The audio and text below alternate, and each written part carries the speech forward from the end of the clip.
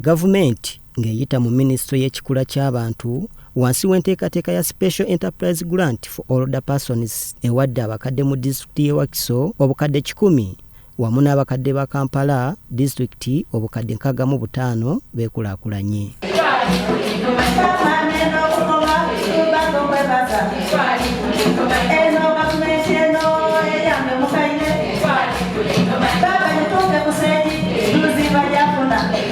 Ensimbi zino zibaweereddwa Minisita Mubeezi mu Ministry y'ekikula ky'abantu ku nsonga z'abakadde Dominic Mafabi Gidudu era nga bakwasiza checks nga bibadde mu Kampala ku lunaku olw'okwefumitiriza ku ngeri gavumenti gy'eyinza okumalawo okutulugunyizibwa mu bakadde eri ab'enganda zaabwe n'abantu ab'enjawulo.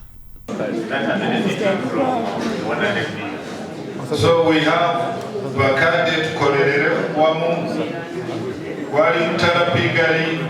Omukolo ogw'okukwasa abakadde ssente zino gwetabiddwako abakulembeze b'abakadde ku mitendera egy'enjawulo abakulembeddwamu omubaka abakiikirira mu masekati g'eggwanga Penina Businje agambye nti gavumenti ekyagenda mu maaso n'okuwa abakadde akasiimo k'emitwalo 2.5 era nga bazifuna kyokka n'agamba nti abatazifuna beebonga ebiwandiiko byabwe gavumenti tenaba bifuna ate abalala tebanaweza myaka gyasalira. Omukadde buli lunaku yeeyongera nga omuto era kati bwe tuba tubongeddemu baba balina okuba nga bafuna ssente zaabwe naye kati bano ab'ensanvu-mwenda n'okugenda waggulu ndowooza bwabo bafuna ssente zaabwe za seegi tewali agamba. Minisita Gidudu agambye nti gavumenti ku mulundi guno efunvubidde okuyamba abakadde okubeera obulungi nga okubakuumira ku ttaka lyabwe ab'enganda zaabwe baleme kubalyako byabwe. Twagala tusensitizinga abavubuka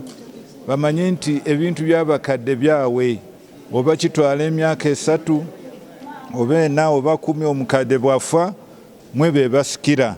N'olwekyo twagala abavubuka bamanye nti bayise abakadde baffe bulungi ebintu by'abakadde babe nti bali patient okutuuka nga abakadde bagenze balyoke babasikire. Minisita wamu n'omubaka Businje Penina bongedde okunyonyola ku nteekateeka y'essente ziweebwa abakadde nti abakadde babeere bagumu gavumenti erina enteekateeka z'okwongeza ssente okuva ku mitwalo 2.5 wamu n'okukendeeza ku myaka kwe bazifunira. You know, we are newcomers in this regime of elderly SIG. So we are trying to make sure that we pass things through the constitution because if it's not through constitution nothing can be implemented. Ekyo ffenna tukitunuuliridde era tukituutenga priority. Ekisooka ssente tujja kuzongerako ate n'emyaka tugikendeeze naye nga tutambulira wamu ne priorities 3 eza gavumenti. Priority esooka ye parish development model, priority ey'okubiri okwongera emisaala egy'aba scientists, ey'okusatu ge mafuta. Ebyo bwe binaatereera ssente zaffe eza budget zijja kugaziya. Kyambadde Lawrence, Soroti TV, Omunnyo.